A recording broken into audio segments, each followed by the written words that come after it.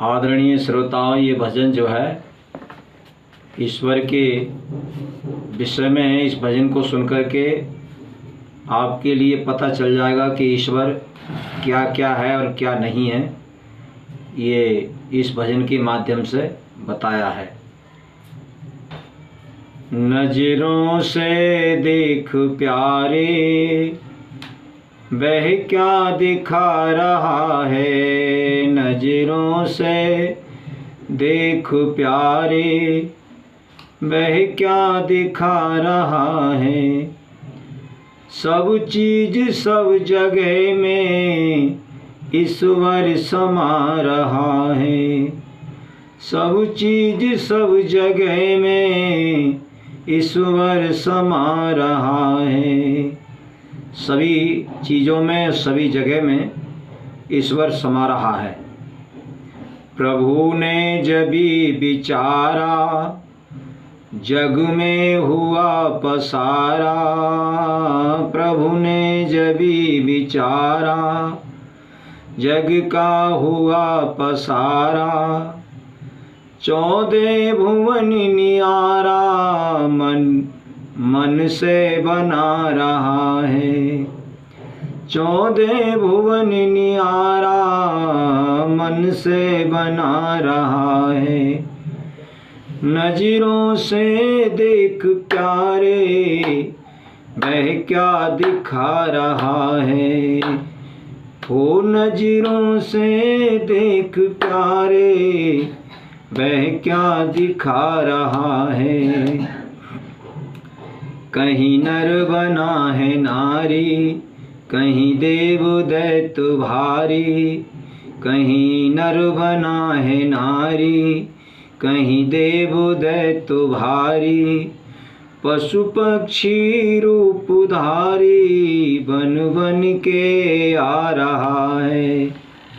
पशु पक्षी रूप धारी, बन बन के आ रहा है। नजरों से देख प्यारे, वह क्या दिखा रहा है। भूमि बही अगन है, पानी बही पवन है। भूमि बही अगन है, पानी बही पवन है। सूरज बही गगन है, निर्गुण गुणा रहा है। सूरज बही गगन है, निर्गुण गुणा रहा है। नजरों से देख प्यारे, वह क्या दिखा रहा है। तज भेद भाव मन में, बन में बही है तन में। तज भेद भाव मन में, बन में बही है तन में। ब्रह्मानंद जो सुपन में, रचना रचा रहा है। ब्रह्मानंद वही सुपन में, रचना रचा रहा है। ईश्वर को देख प्यारे, वह क्या दिखा रहा है। नजरों से देख प्यारे, वह क्या दिखा रहा है। तो हम अपनी नज़रों से, जो हमारी तीसरी दृष्टि है, दिव्य अलौकिक चक्षु, जो हमें गुरु से प्राप्त होती है, उसी के द्वारा ही जो है हमें परमात्मा की प्राप्ति होती है, जानकारी होती है। तो आगे बता रहे हैं, नजरों को देख प्यारे, क्या रूप है तुम्हारा। नजरों से देख प्यारे, क्या रूप है तुम्हारा। अपने को भूल तन में, बाहर फिरे गमारा। अपने को भूल तन में, बाहर फिरे गमारा। नजरों से देख प्यारे, क्या रूप है तुम्हारा। कर में कंगन छिपावे, ढूंढन को दूर जावे। कर में कंगन छिपावे, ढूंढन को दूर जावे। फिर के समीप आवे, फिर के समीप पावे। मन में करो विचारा, नजरों से देख प्यारे, क्या रूप है तुम्हारा। कर में कंगन छिपा कर के जो भूल जाता है और ढूंढने के लिए उसको इधर उधर जाता है, फिर के समीप पावे। मन में करो विचारा, जब मन में विचार करता है तो फिर समीप ही लौट आता है, फिर अपने में ही देख लेता है। इसी तरह से परमात्मा अपने में ही छुपा हुआ है। अपनी मल विक्षेप आवरण को जब हटा लेगा तो फिर परमात्मा इसके समक्ष हो जाएगा।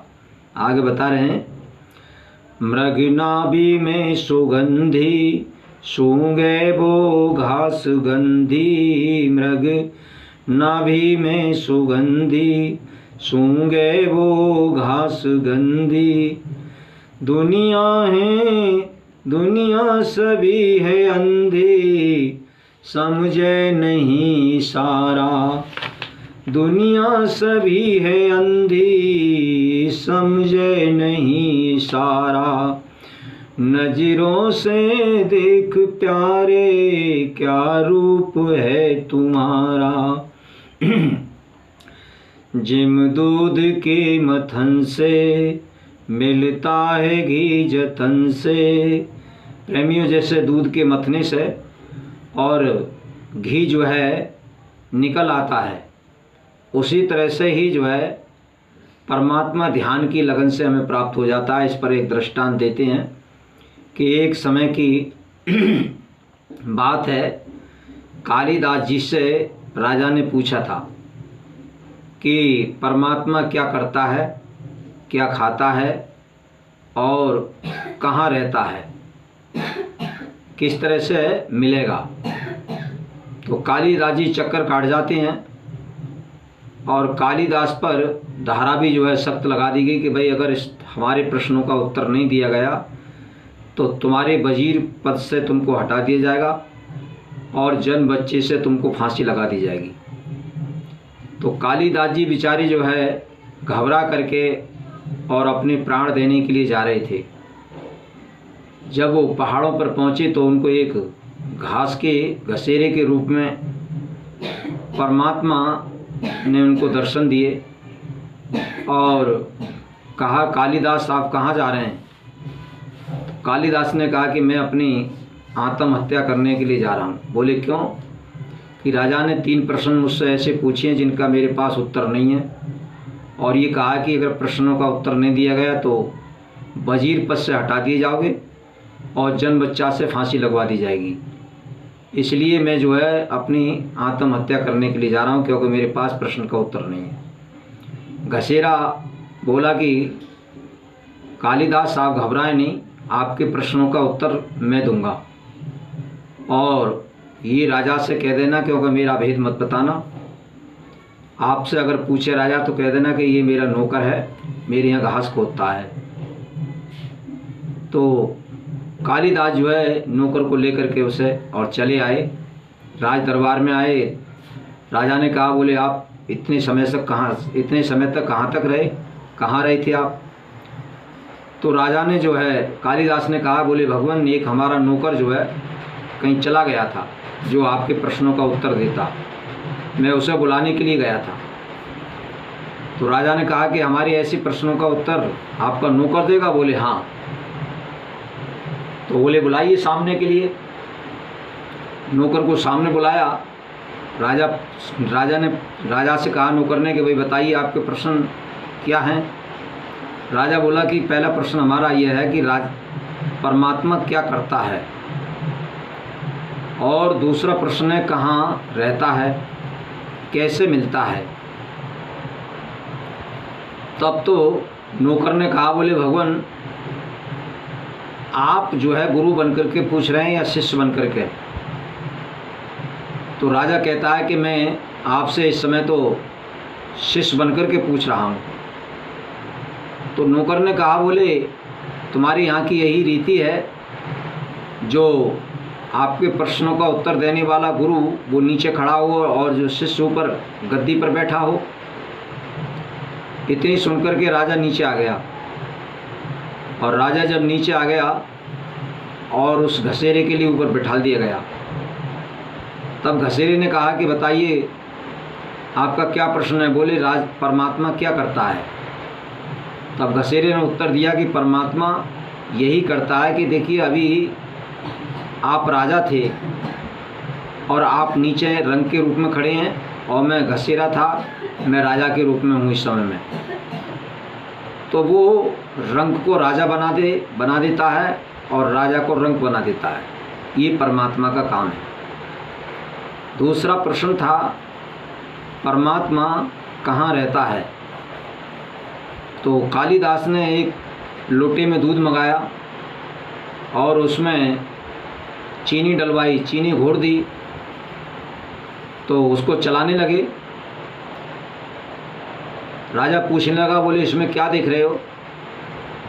बोले भगवान मैं इसमें ये देख रहा हूँ कि मैंने सुना है कि दूध के अंदर घी छुपा हुआ है, तो मैं ये देख रहा हूँ कि इसमें घी कहाँ छुपा हुआ है। तो बोले कि भाई वो ऐसे थोड़ा ही मिलेगा घी। बोले और कि पहले इसको गर्म करना पड़ेगा, फिर जमाना पड़ेगा, फिर इसको मथना पड़ेगा, मथनी लगा करके तब जा कर के घी निकल के आता है ऊपर के लिए। तो बोले इसी तरह से ही परमात्मा मिलेगा, पहले हमें उस पर विश्वास जमाना पड़ेगा और विश्वास जमा करके फिर ध्यान करना है। ध्यान रूपी मथनी जब घुमानी है तो ध्यान रूपी मथनी से ही जो है वो ऊपर को निकल कर आ जाएगा।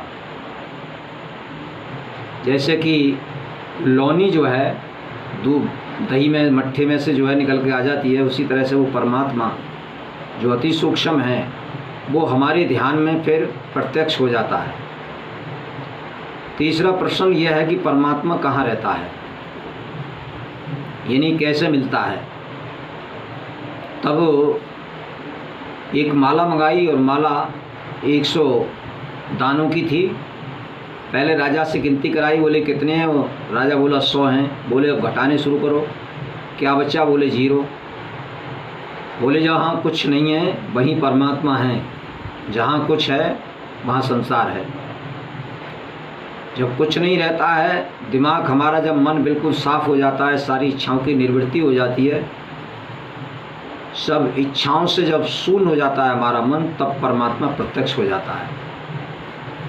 राजा ने जो है फिर नौकर के दंडवत प्रणाम किया और कालिदास को धन्यवाद दिया कि धन्य है आपके जैसे नौकर और ऐसे प्रश्नों का जवाब दिया, ऐसे आप मालो धन्य हैं।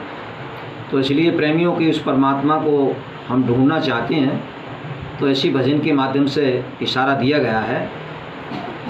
जिम दूध के मथन से मिलता है घी जतन से, तिम ध्यान की लगन से पर ब्रह्म को निहारा। नजरों से देख प्यारे क्या रूप है तुम्हारा, जड़ जान देह सारी क्षण भंग दुखकारी। क्षण जड़ जान देह सारी क्षण भंग दुखकारी। ब्रह्मानंद निर्विकारी चेतन स्वरूप न्यारा। ब्रह्मानंद निर्विकारी चेतन स्वरूप न्यारा। बोलिए गुरुदेव भगवान की जय।